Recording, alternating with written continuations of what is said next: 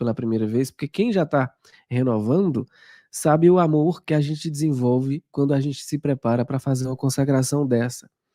E eu fico imaginando a alegria no coração de vocês que estão fazendo a preparação pela primeira vez.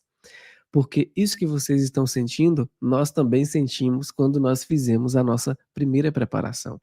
E olha que mesmo renovando, a gente se alegra, a gente encontra coisas novas ali no texto. Então é maravilhoso, é maravilhoso. Espero de coração que todos vocês estejam assim, o coração dilatando de amor pelo gloriosíssimo São José, este homem que nós não conhecemos, não nos foi apresentado, e chegou a hora de a gente conhecer, não apenas conhecer, mas nos consagrarmos a ele e amá-lo, né? Porque ninguém ama o que não conhece. Então é por isso que nós estamos todos os dias nesse período de preparação de consagração, estudando a vida de São José para que a gente o ame cada vez mais, tá bom? Vamos nessa. Eu vou pedir uma paciência de vocês, porque com certeza a voz vai faltar um pouquinho, aí eu retomo, tá bom?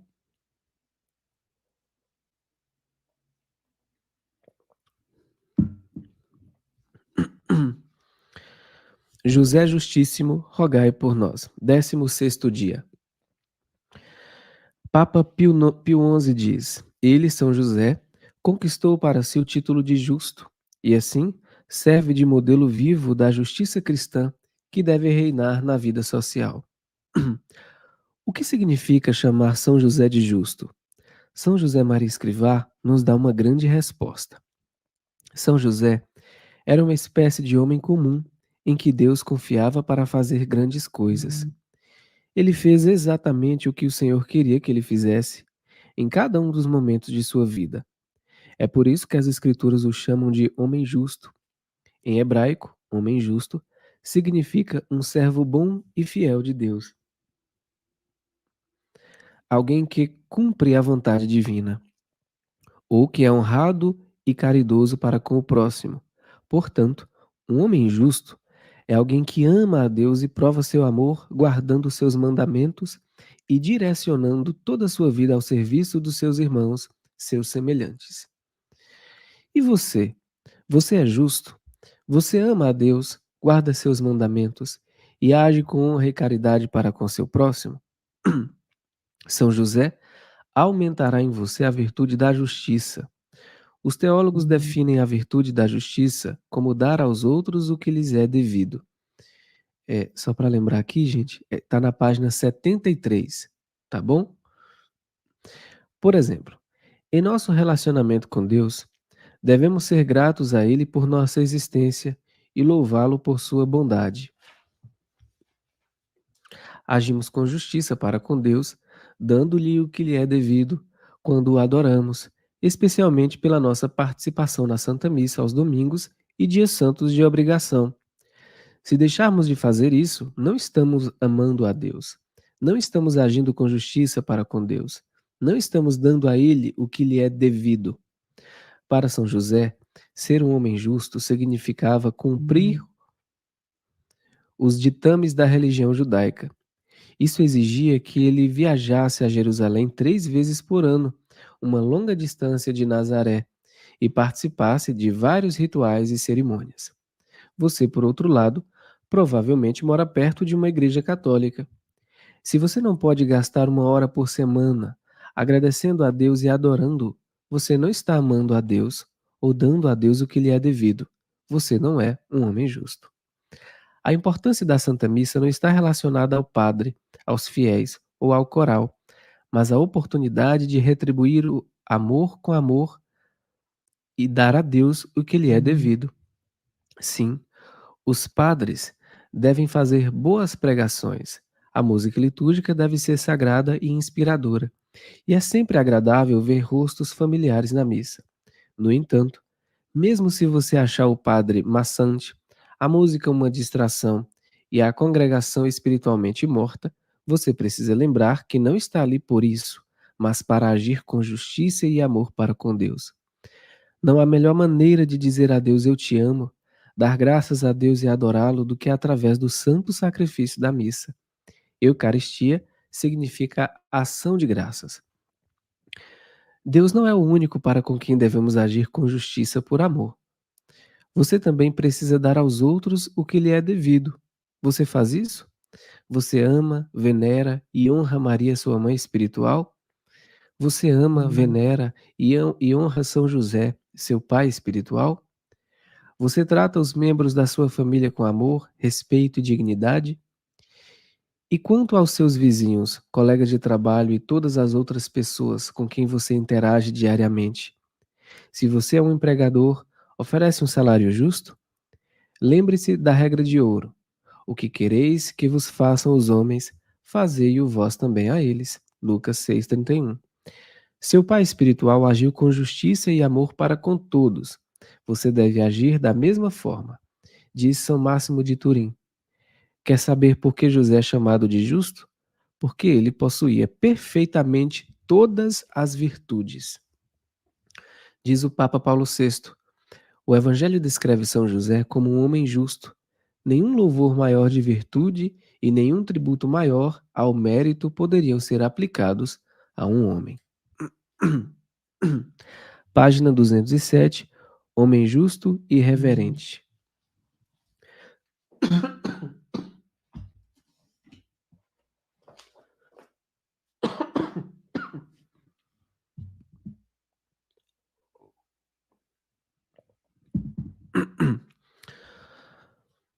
Diz São Francisco de Sales, homem justo e reverente.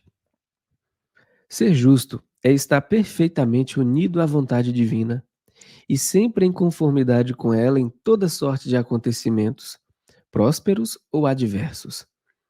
De que São José o era, ninguém pode duvidar. A fim de exercitar a virtude da justiça, como bem observa São Francisco de Sales, uma pessoa precisa viver perfeitamente de acordo com a vontade divina e, diante de toda sorte de acontecimentos, favoráveis ou adversos, dar a Deus e aos outros aquilo que lhe é devido. A Igreja sempre viu São José como um homem justo e santo, que ama a Deus e ao próximo como deveria, mas nem sempre compreendeu a importância teológica mais profunda do que tais palavras significam de fato, sobretudo quando aplicadas aos atos de São José. No Novo Testamento, no Novo Testamento. A Igreja levou séculos para propor uma teologia de São José que mostrasse sua grandeza e santidade. Hoje, a Igreja ensina que São José é a pessoa humana mais santa depois de Maria e o mais justo de todos os santos. Ele é nosso Pai espiritual, o pilar das famílias, a glória da vida doméstica, o patrono da Igreja Universal e o terror dos demônios. Por essa razão, certas passagens do Novo Testamento que apresentam os atos de São José precisam ser reexaminadas à luz do que agora a Igreja ensina inequivocamente ser verdadeiro a respeito de São José, a saber, que ele, ao deparar com todo tipo de acontecimento, quer favorável, quer adverso, sempre agiu de acordo com a vontade divina e deu a Deus e aos outros o que lhes era devido. São José viveu verdadeiramente o amor a Deus e ao próximo que seu filho viria a ensinar. Diz o beato João José Lataste. O que ele, São José, fez realmente? Amou. Foi apenas isso que ele fez, e isso foi suficiente para sua glória. Ele amou a Deus com amor sem limites e sem diminuições. Essa foi sua importância, sua vida aqui embaixo. Por isso, é amado de forma imensurável. Vede sua glória pela eternidade. Recorrei a ele sem hesitação. Ele é todo-poderoso no céu. Quanto à sua bondade, não podeis duvidar dela quando considerais que ele passou a vida na intimidade dos corações de Jesus e Maria, os corações mais amorosos e bondosos que já existiram. Um dos atos mais importantes de São José no Novo Testamento foi sua resposta ao descobrir que a esposa estava grávida. É no relato bíblico dessa história que São José é chamado justo. O relato está em Mateus capítulo 1, 18, 24. A geração de Jesus Cristo foi deste modo. Estando Maria, sua mãe, desposada com José, achou-se ter concebido por ora do Espírito Santo. antes de coabitarem. José, seu esposo, sendo justo, e não a querendo difamar, resolveu repudiá-la secretamente. Andando ele com isto no pensamento, eis que um anjo do Senhor lhe apareceu em sonhos e lhe disse: José, filho de Davi, não temas receber em tua casa Maria, tua esposa, porque o que nela foi concebido é obra do Espírito Santo. Dará à luz um filho, a qual porás o nome de Jesus, porque ele salvará o seu povo dos seus pecados. Tudo isso aconteceu para que se cumprisse o que foi dito pelo Senhor por meio dos profetas, que diz: Eis que a virgem conceberá e dará à luz um filho. E lhe porão o nome de Emanuel, que significa Deus conosco. Ao despertar José do sono, fez como lhe tinha mandado o anjo do Senhor e recebeu em sua casa sua esposa. A tradução transcrita é da Revised Standard Version Catholic Edition. Apresento a tradução porque ela não declara que São José desejava divorciar-se de sua mulher. Você sabia que a Igreja Católica sempre contemplou várias interpretações de Mateus 1, 18 e 24? Em especial, a Igreja dá espaço a uma interpretação que não afirma que São José desejava divorciar-se da esposa. Desde os primeiros séculos da história da Igreja, foram propostas 3 teorias acerca do que São José pretendia fazer quando descobriu que a esposa estava grávida. As 3 foram adotadas por vários santos e estudiosos, e todas elas têm origem na Igreja primitiva. As 3 teorias são: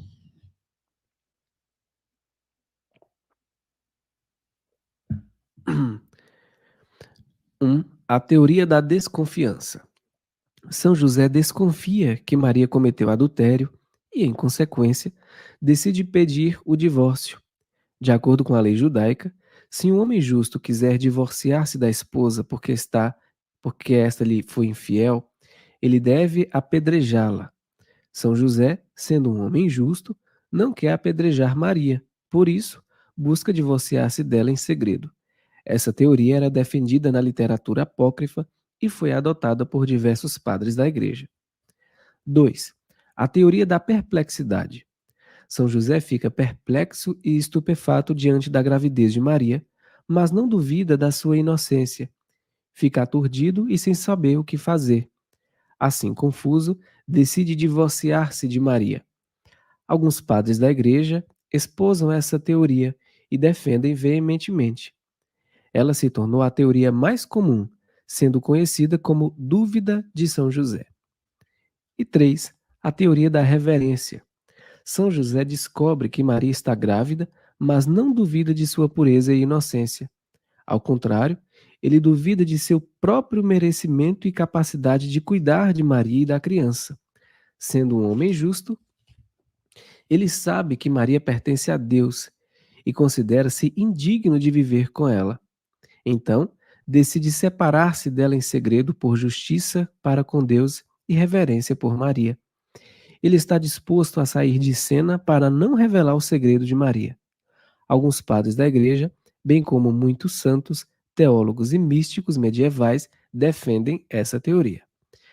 Por que a Igreja admite 3 teorias a respeito desse importante tópico? Bem, tudo depende da tradução da palavra grega apoluo. Todos os estudiosos bíblicos concordam que a palavra apoluo é muito difícil de traduzir. Em grego, ela pode ter várias acepções e o significado escolhido para uma passagem específica é geralmente determinado pelo contexto em que ela aparece. Por exemplo, de acordo com o contexto, apolu pode significar separar, ocultar, esconder, afastar-se ou divorciar-se. Curiosamente, a maioria das pessoas que traduziu o Novo Testamento do grego para outras línguas optou por traduzir apolu como divorciar-se. No entanto, agora que a Igreja tem uma compreensão muito mais ampla da santidade de São José, sobretudo no tocante a seus privilégios, virtudes e prodígios, será essa a tradução correta? À luz do que consideramos verdadeiro sobre São José, podemos de fato dizer que São José pretendia divorciar-se da sua amada esposa? A Igreja avançou bastante em seu entendimento de São José, e, na opinião de muitos, A ideia de que ele quisesse divorciar-se de Maria preci- precisa ser revisitada. Agora, é preciso fazer justiça e dizer que aqueles que ao longo da história traduziram Apolu como divorciar-se não o fizeram com más intenções ou por malícia. Lembre-se, divorciar-se é uma tradução normalmente válida da palavra de acordo com o contexto de uma passagem específica. Todavia, a única razão para o uso do verbo divorciar-se em Mateus 1, 18 e 24 era que a igreja ainda não tinha uma teologia amadurecida sobre São José. Infelizmente, a tradução de Apolu como divorciar-se teve por consequência uma minimização da importância de São José na vida da igreja ao longo dos séculos. Na realidade, Mateus 1, 18 e 24 costuma ser descrito como a dúvida de José, em vez de a anunciação de São José, que seria uma descrição mais nobre. Desse modo, é fácil compreender por que São José não é amado como merece e foi tão pouco honrado, reverenciado e imitado no decorrer da história. Qual é a importância disso? Você pergunta. Bem, há uma grande diferença entre São José querer divorciar-se de sua esposa e desejar afastar-se dela por um senso de justiça e reverência. Essa última explicação do que ele pretendia fazer foi o que levou muitos estudiosos eruditos a optar por uma tradução de Apolu que não significasse divorciar-se. Hoje, à luz do que a igreja percebe claramente ser verdadeiro com relação a São José, sustentar o posicionamento de que ele desejava divorciar-se da esposa é algo difícil de coadunar com suas virtudes. Afinal, a ideia de que São José pretendia divorciar-se da esposa coloca o próprio fundamento da nova aliança de Jesus Cristo sobre uma premissa questionável. Divorciar-se de Maria teria sido uma atitude extremamente injusta da parte de São José. Maria era inocente e não havia feito nada errado. Como pode o homem que a igreja invoca como o pilar das famílias e a glória da vida doméstica ser o mesmo homem que desejava divorciar-se da pura, inocente e imaculada Mãe de Deus? Não faz sentido. Quer dizer que por 2000 anos a igreja esteve errada sobre um aspecto tão importante da revelação divina? Não, não é isso em absoluto.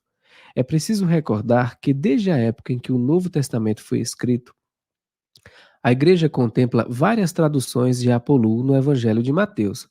Contudo, à luz do desenvolvimento de uma teologia de São José pela igreja, é preciso reexaminar a questão e apresentar uma interpretação mais correta de Mateus 1, 18 e 24, uma interpretação que estava ali desde o início.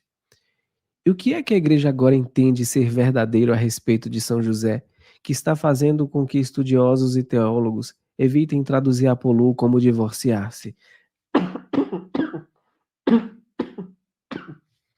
Desculpa, gente. Porque, porque muitos estudiosos estão preferindo descrever o que São José pretendia fazer como afastar-se de Maria? Bem, o reconhecimento pela Igreja da extraordinária obediência, justiça, reverência e humildade de São José forneceu o verdadeiro contexto para a correta tradução da palavra Apolu no Evangelho de Mateus. Basicamente, a compreensão da extraordinária santidade de São José oferece a correta interpretação do que ele pretendia fazer. A fé sobrenatural de São José dizia-lhe que Maria concebera do Espírito Santo e ele temia o mistério que estava acontecendo dentro dela. Ele não queria divorciar-se de Maria, mas acreditava que seria justo para com Deus, autor do mistério que ocorria no ventre da esposa, afastar-se dela e da criança, até que viesse outra revelação. O fato de que a igreja admite essa interpretação e de que muitos padres da igreja, teólogos, santos e místicos medievais já interpretaram a passagem dessa forma é o que está levando muitos estudiosos a adotar a teoria da reverência. Por exemplo, o padre René Laurentin, universalmente aclamado como o maior mariólogo do século XX, fez exaustivos estudos de Mateus 1, 18 e 24 e concluiu ser teologicamente problemático sustentar o posicionamento de que São José quisesse divorciar-se de sua amada esposa. Como um homem verdadeiramente justo pode ter desejado divorciar-se da esposa inocente? Divorciar-se de Maria não teria sido um ato justo, mas um ato de extrema injustiça. O padre John McHugh, um dos mais versados estudiosos bíblicos do século XX, chegou à mesma conclusão, bem como o padre John Sward, convertido do anglicanismo e estudioso de altíssimo calibre. Outro estudioso dessa envergadura é o padre Ignace de la Potière, amplamente respeitado como exímio teólogo e estudioso bíblico. O padre Potier realizou estudos detalhados de Mateus 1, 18 e 24 e convenceu-se tanto da veracidade da teoria da reverência que propôs sua própria tradução da passagem. Sua tradução é simplesmente reveladora. Ele elucida o exercício altruísta e heróico da virtude e da justiça por São José, bem como seu amor profundo e reverente por Maria e pela criança em seu ventre. Eis a tradução do padre de la Potière. No que diz respeito a Jesus enquanto Messias, sua origem aconteceu da seguinte maneira. Sua mãe Maria estava prometida em casamento a José, mas antes que tivessem levado uma vida em comum, ela se viu carregando no ventre uma criança por obra do Espírito Santo. Mas José, seu esposo, que era um homem justo e não queria revelar seu mistério, decidiu afastar-se dela em segredo. Porém, enquanto fazia esses planos, viu um anjo do Senhor aparecer-lhe em sonho e dizer-lhe: José, filho de Davi, não temas receber Maria, tua esposa, em tua casa, pois definitivamente o que foi concebido nela vem do Espírito Santo, mas ela terá um filho para ti, e tu lhe darás o nome de Jesus, pois é ele quem salvará seu povo de seus pecados. Ora, tudo isso aconteceu para que se realizasse o que fora dito pelo Senhor pela boca do profeta. Eis que a Virgem conceberá em seu ventre e dará à luz um filho, e dar-lhe-ão o nome de Emanuel, que significa em sua tradução, Deus conosco. Ora, quando José despertou de seu sono, aconteceu como o anjo do Senhor havia ordenado, e ele recebeu sua esposa em sua casa.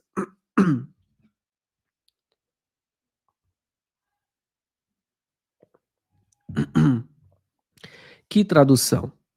Ela soa um pouco estranha em alguns pontos, porque é muito literal, mas constitui de longe a melhor tradução disponível pela passagem. Ela reconhece as virtudes sobrenaturais de São José como o contexto que exige uma interpretação mais nobre da passagem. Imaginem se essa tradução tivesse sido colocada nas Bíblias, pregada nos sermões e incluída nas liturgias ao longo dos séculos. Sem dúvida, os fiéis teriam uma compreensão muito mais teologicamente correta e espiritualmente edificante da pessoa bendita de São José. Repito, aqueles que durante séculos traduziram Apolu como divorciar-se não fizeram com má intenção. Eles apenas careciam de um verdadeiro entendimento da grandeza sobrenatural de São José, porque ainda não se havia desenvolvido uma teologia de São José. Não podemos mudar a história, mas agora que a igreja começou a entender de fato a grandeza de São José, podemos dar um direcionamento para o futuro. Nossa compreensão da perfeita e amorosa união de São José com a vontade de Deus, bem como de sua justiça e reverência, devem afastar qualquer interpretação que afirme que ele desejava divorciar-se da esposa. Tal interpretação é teologicamente indefensável por causa do que agora sabemos ser verdadeiro a respeito de São José. Vejamos os motivos disso. A definição teológica da virtude da justiça é que ela dispõe a pessoa a sempre dar a Deus e aos outros o que lhes é devido. Em toda sorte de acontecimentos, sejam favoráveis ou adversos, São José sempre fez a vontade de Deus e exercitou com perfeição a virtude da justiça. Desse modo, é teologicamente impossível sustentar que São José tivesse decidido fazer algo que Deus odeia. Quando alguém, por aversão, repudia a mulher, diz o Senhor Deus de Israel: cobre de injustiça as suas vestes, diz o Senhor dos Exércitos: acautelai, pois a vossa vida, e não sejais pérfidos. Agora, se você que está lendo isto é divorciado, não entre em pânico. Deus odeia o divórcio, não você. É verdade que a Igreja Católica, seguindo o ensinamento do próprio Jesus Cristo, diz que o divórcio é impossível no casamento de matrimônios sacramentais válidos. Marcos 10, 2, 12. E apenas tolera o divórcio civil em casos extremos. A invalidação ou nulidade católica não é o mesmo que um divórcio. A nulidade declara que nunca existiu um verdadeiro matrimônio. O divórcio, por outro lado, dissolveria um vínculo matrimonial válido. A Igreja admite a separação legal dos esposos validamente casados, que não é nenhuma declaração de nulidade, nenhuma tentativa de divórcio, desde que os esposos separados não busquem romper o vínculo matrimonial. Repito, Deus não o odeia por ter passado por um divórcio civil. Ele odeia o divórcio. É preciso ressaltar ainda que nem todos os que desejam um divórcio civil ou o obtêm estão cometendo um pecado ou uma ofensa moral contra Deus. E o motivo é que pode haver circunstâncias únicas em cada caso específico. Agora, voltemos ao matrimônio de São José. São José estava passando por um teste. Sua virtude e sua cooperação com a graça precisavam ser postas à prova, porque Deus pretendia fazer de São José um novo Abraão, um pai espiritual para um novo povo da aliança. Se São José passasse no teste mediante uma amorosa disposição de sacrificar-se inteiramente, Deus o abençoaria com uma bênção muito maior do que já havia concedido a qualquer homem que já viveu. Não é preciso dizer que São José passou no teste. Muitos dos padres da igreja descrevem de forma magistral como São José passou no teste por sua justiça e reverências sobrenaturais. Diz Orígenes. José era justo e a Virgem era imaculada, mas quando desejou despedi-la, foi pelo fato de reconhecer nela o poder de um milagre e um imenso mistério do qual ele se considerava indigno de se aproximar.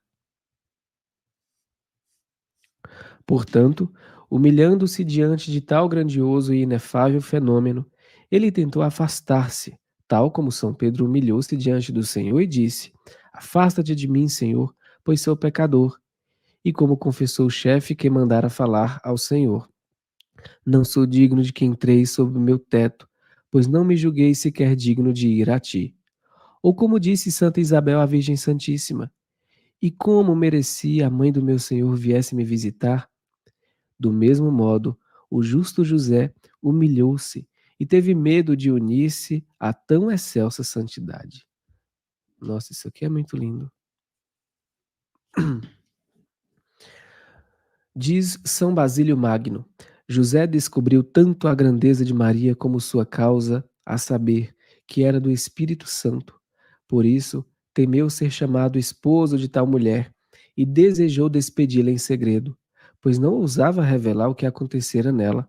Além disso, por ser justo, desejava a revelação do mistério. Diz Santo Efrém da Síria: mas ele pensou em despedi-la principalmente para não cometer o pecado de permitir-se ser chamado pai do Salvador. Ele temia viver com ela, pois não queria desonrar o nome do filho da Virgem. Foi por isso que o anjo lhe disse: Não temas receber Maria em tua casa. São João Crisóstomo. Ó inestimável tributo a Maria! José acreditou em sua castidade mais que em seu ventre, na graça mais que na natureza.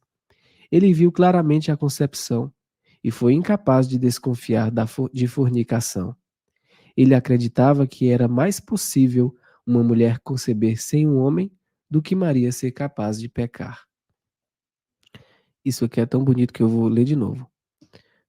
Diz São João Crisóstomo: Ó inestimável tributo a Maria! José acreditou em sua castidade mais que em seu ventre, na graça mais que na natureza. Ele viu claramente a concepção e foi incapaz de desconfiar de fornicação. Ele acreditava que era mais possível uma mulher conceber sem um homem do que Maria ser capaz de pecar. São Romano, o melodista, poeta do século VI, escreveu um belo poema que retrata o temor e a reverência de São José diante da misteriosa gravidez de Maria.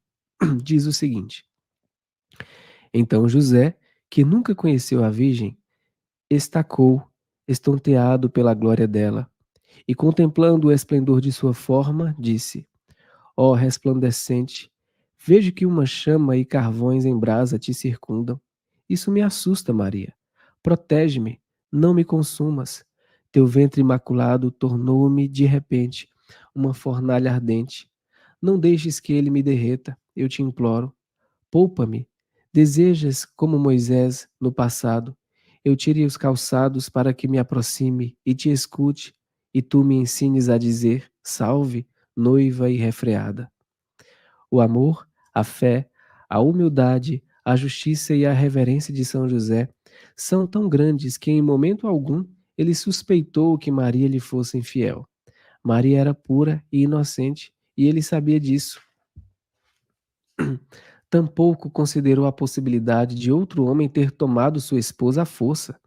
Ele tinha absoluta certeza de que Maria pertencia a Deus e Deus cuidaria dela. São José confiava em Deus e confiava em Maria. Divorciar-se de Maria teria sido abandoná-la e deitar fora o matrimônio que Deus lhe dera. Por essa razão, São José desejava afastar-se de Maria, sabendo que Deus, que havia gerado a criança em seu ventre, cuidaria dela e da criança. São José amava Maria com imenso amor e ter-lhe-ia sido uma tortura cogitar afastar-se dela. Mas ele amava a Deus em primeiro lugar. Sua decisão imediata foi dar a Deus o que José acreditava ser devido a Deus, isto é, distanciar-se de Maria, visto que ela pertencia a Deus. Por justiça e reverência, ele estava disposto a sair totalmente de cena. Foram essas atitudes de São José que sensibilizaram o coração de Deus, solidificaram o matrimônio de São José e fizeram dele nosso pai na fé. Diz São Bernardo de Claraval: Porque ele, São José, quis deixá-la a Maria? Ouvi agora, não mais minha opinião, mas a dos padres da igreja.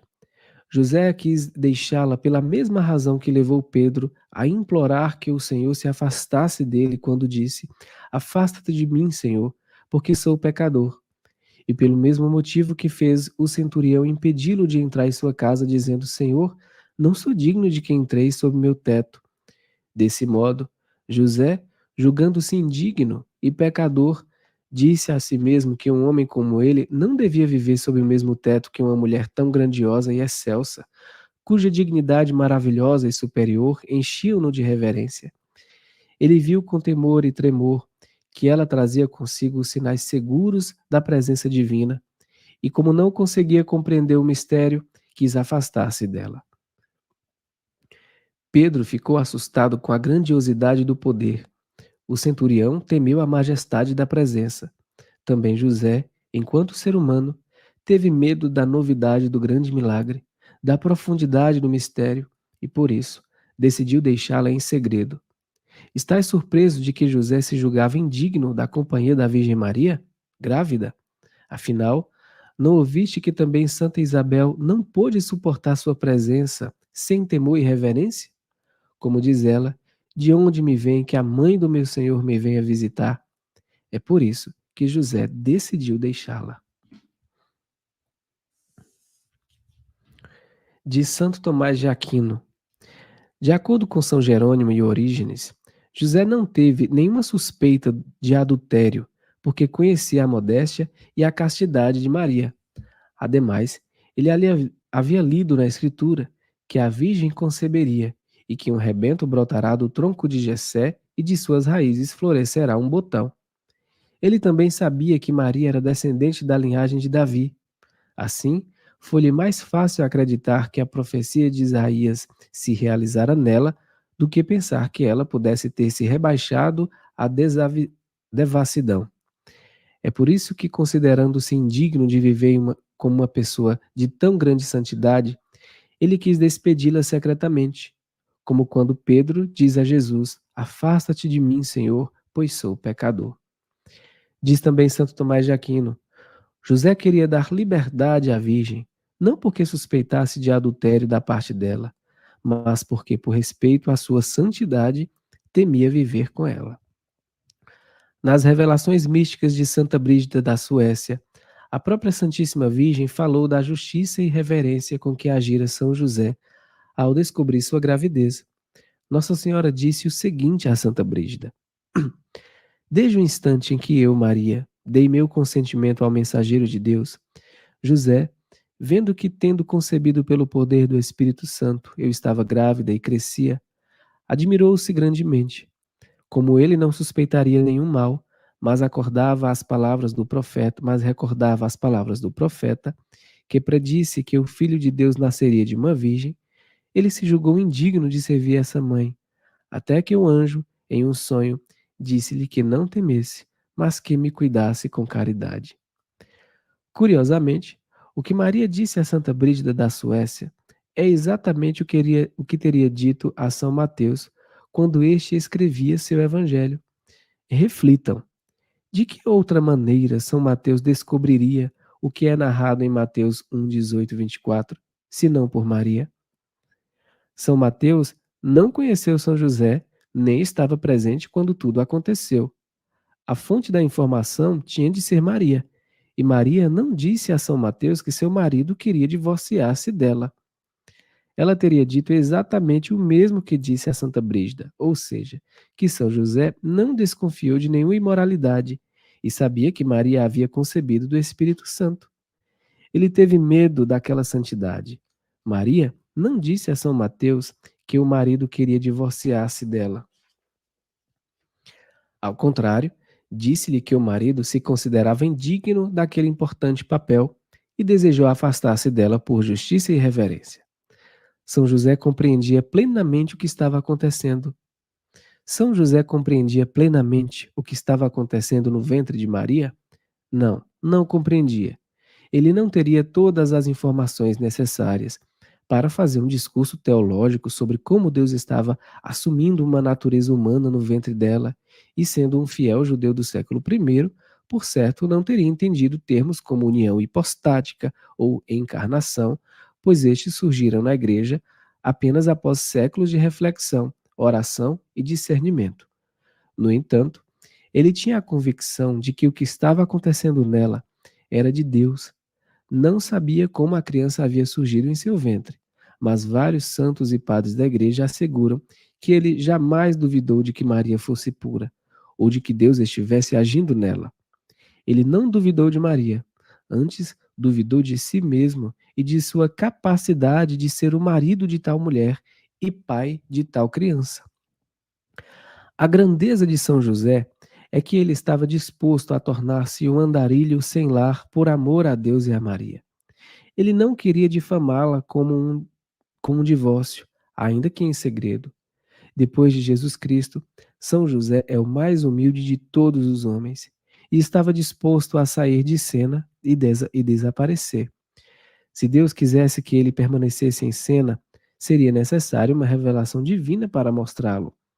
Com exceção de Jesus Cristo, obviamente, nunca houve um homem tão abnegado e heróico em amor, fé, justiça, reverência e humildade como São José. É evidente que Deus já sabia ter o homem certo em São José, mas São José precisava ouvi-lo do próprio céu. E foi exatamente isso que o anjo fez ao aparecer a São José e falar-lhe em seu sono. Deus revelou a São José que precisava contar com sua disposição de sempre fazer a vontade de Deus. O próprio Jesus precisaria contar com a humildade e o amor sacrificial de São José, a fim de cumprir sua missão salvífica. Chegaria um tempo em que São José seria retirado de cena, para que Jesus pudesse ensinar ao mundo sobre seu Pai Celeste. Mas aquele ainda não era o momento. Não obstante, São José provara ser um homem confiável e obediente em face de toda sorte de acontecimentos, favoráveis ou adversos. Deus podia confiar nele. A teoria da reverência ensina que na mente e no coração de São José, Deus vinha em primeiro lugar. Se dar a Deus o que pertence a Deus exigia que São José sacrificasse um futuro com Maria, então que assim fosse. Deus vem em primeiro lugar. Por amor a Deus, São José estava disposto a fazer um sacrifício maior do que qualquer patriarca do Antigo Testamento ou mártir do Novo Testamento jamais poderia fazer. Deus queria que São José fosse um novo Abraão, um homem disposto a sacrificar tudo pela santa vontade de Deus.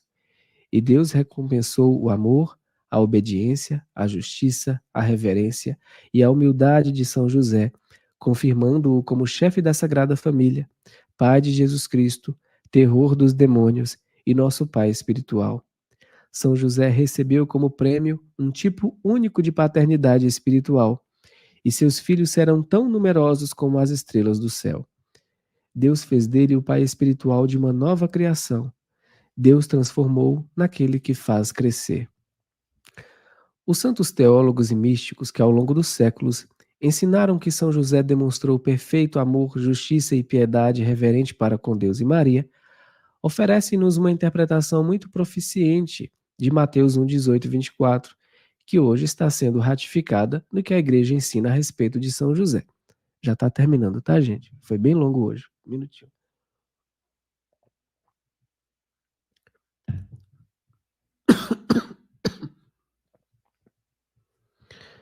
Ele é o maior de todos os santos, o pilar das famílias e a glória da vida doméstica. Depois de Jesus Cristo, São José é o justíssimo, o mais justo, amoroso e reverente de todos os homens. Diz São João Paulo II. Por seu sacrifício total, José expressou seu amor generoso pela Mãe de Deus e deu-lhe um dom de si enquanto esposo, conquanto tivesse decidido retirar-se, a fim de não interferir no plano de Deus que estava acontecendo em Maria. José obedeceu à ordem expressa do anjo e recebeu Maria em sua casa, respeitando o fato de que ela pertencia exclusivamente a Deus. São José, nosso pai espiritual, não é um homem desconfiado que tenta divorciar-se da nossa mãe espiritual. Depois de seu filho, São José é o modelo de amor sobrenatural, fé, justiça, reverência e humildade. Ele é um homem virtuoso, de uma fé constante e pura. Diz São Francisco de Sales, no tocante à sua fé, no tocante à sua, de São José Constância, ele não a demonstrou de forma admirável, quando ao ver Nossa Senhora grávida, e sem saber como aquilo era possível, sua mente agitou-se com tormento, perplexidade e perturbação? Não obstante, apesar de tudo, ele jamais se queixou, nunca foi severo nem rude com sua santa esposa, mas manteve o mesmo comportamento gentil e respeitoso que sempre tivera.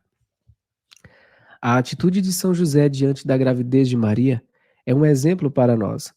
Nosso Pai espiritual nos ensina a sermos justos e reverentes em toda sorte de acontecimentos.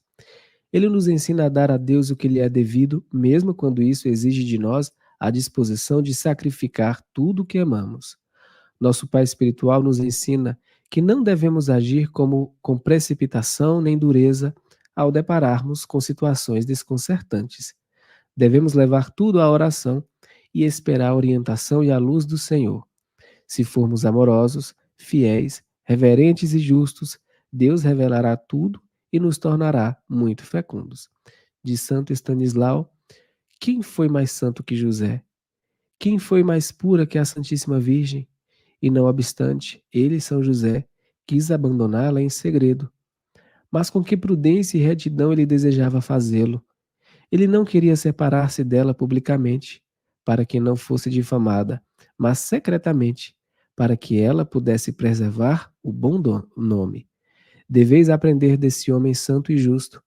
Embora os atos de outras pessoas vos possam prejudicar e sejam ditos imperfeitos, deveis julgá-los em segredo, não abertamente, e julgá-los de tal forma que nem vossa consciência, nem o bom nome de tais pessoas sejam prejudicados. Se assim agirdes, não vos faltará a luz para que julgueis com justiça, como ao justo esposo da Santíssima Virgem não faltou luz para compreender a verdade sobre como ela havia concebido. Uau! Hoje foi bem longo, hein, gente? Essa aqui eu acho que é a leitura mais longa de toda a preparação. Não vai ter mais nenhuma tão longa assim, não.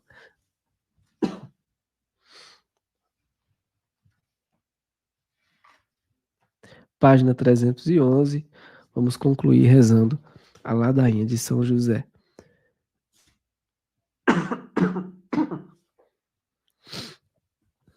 Ladainha de São José. Senhor, tende piedade de nós. Jesus Cristo, tende piedade de nós. Senhor, tende piedade de nós. Jesus Cristo, ouvi-nos. Jesus Cristo, atendei-nos. Deus Pai do céu, tende piedade de nós. Deus Filho Redentor do mundo, tende piedade de nós. Deus Espírito Santo, tende piedade de nós. Santíssima Trindade, que sois um só Deus, tende piedade de nós. Santa Maria, rogai por nós. São José, rogai por nós. Ilustre Filho de Davi, rogai por nós. Luz dos patriarcas, rogai por nós. Esposo da Mãe de Deus, rogai por nós. Casto guarda da Virgem, rogai por nós. Sustentador do Filho de Deus, rogai por nós. Zeloso defensor de Jesus Cristo, rogai por nós. Chefe da Sagrada Família, rogai por nós. José Justíssimo, rogai por nós. José Castíssimo, rogai por nós. José Prudentíssimo, rogai por nós. José Fortíssimo, rogai por nós. José Obedientíssimo, rogai por nós. José Fidelíssimo, rogai por nós. Espelho de paciência, rogai por nós. Amante da pobreza, rogai por nós. Modelo dos trabalhadores, rogai por nós. Honra da vida de família, rogai por nós. Guarda das virgens, rogai por nós. Sustentáculo das famílias, rogai por nós. Alívio dos miseráveis, rogai por nós. Esperança dos doentes, rogai por nós. Patrono dos moribundos, rogai por nós. Terror dos demônios, rogai por nós. Protetor da Santa Igreja, rogai por nós. Cordeiro de Deus que tirais os pecados do mundo, perdoai-nos, Senhor. Cordeiro de Deus que tirais os pecados do mundo, ouvi-nos, Senhor. Cordeiro de Deus que tirais os pecados do mundo, tende piedade de nós. Ele constituiu o Senhor de sua casa e fê-lo príncipe de todos os seus bens. Oremos. Ó Deus, que por inefável providência vos dignastes de escolher a São José por esposo de vossa Mãe Santíssima, concedei-nos-lo pedimos, que mereçamos ter por intercessor no céu aquele que veneramos na terra como protetor. Vós que viveis e reinais por todos os séculos dos séculos. Amém. Em nome do Pai, e do Filho, e do Espírito Santo. Amém. É isso, meus amigos. Uma leitura longa, mas chegamos, né? A gente não desiste de jeito nenhum. É uma reflexão, assim, de uma profundidade, e eu espero que vocês tenham captado. Quem não conseguiu pegar, volte, porque o vídeo fica salvo aqui no YouTube. Se não conseguir hoje, pegue amanhã de novo. Reserve um momento para você e você vai dizer, não, eu vou meditar de novo nesse texto, porque é um dos textos que, por mais que seja algo muito longo, mas vocês percebem que ele é necessário para explicar a grandeza de São José e as confusões com relação à interpretação, à tradução do grego, né, apolia. E aqui nós vemos mais um aspecto da santidade, da grandeza de São José, porque é claro, quando a gente vê isso, a coisa fica muito mais evidente, né? É evidente aquilo que pode ser visto. Fica bastante evidente que não tinha como o homem justo, o homem mais justo da terra, né? O homem que tem todas as virtudes, divorciar-se da mulher mais pura. Não faz sentido, né, gente? Não faz sentido nenhum. Então, haveria um grande erro aí, chamar São José de justo, sendo que ele estaria cometendo uma injustiça com a sua esposa, né? A Santíssima Virgem Maria. Enfim, então nós sabemos que São José, ele quis afastar-se da Virgem Maria porque ele se achou indigno de tamanha grandeza, né? Como São Pedro disse, como o centurião disse, como a própria Santa Isabel disse, né? De onde me vem a honra de receber a mãe do meu Senhor, né? Que coisa linda. Senhor, eu não sou digno de que entreis em minha morada, né? Então é isso, tá certo? Eu vi algumas pessoas perguntando mais uma vez. Obrigado, Ivana, tá me desejando melhoras. mais uma vez sobre o documentário, é um documentário curto de 8 minutos. Quando vocês clicarem no link, ele vai abrir no YouTube, tá bom? Se vocês pesquisarem aqui no YouTube, vocês não vão encontrar, tá? Porque ele é um link privado. Então, clica no link que tá lá no YouTube, no meu Instagram ou no meu Telegram, que vocês vão conseguir assistir. Tá certo, meus amigos? Algum comentário? É isso, vamos continuar rezando, rezando pelo fim dessa guerra louca, né? E perseverem, perseverem e peçam a São José que ensinem a amar cada vez mais Jesus, o coração de Jesus, porque é isso que importa, tá bom? Muito obrigado. É isso, já são 11h13. Um abraço para todos vocês. Até amanhã, se Deus quiser. Tchau, tchau.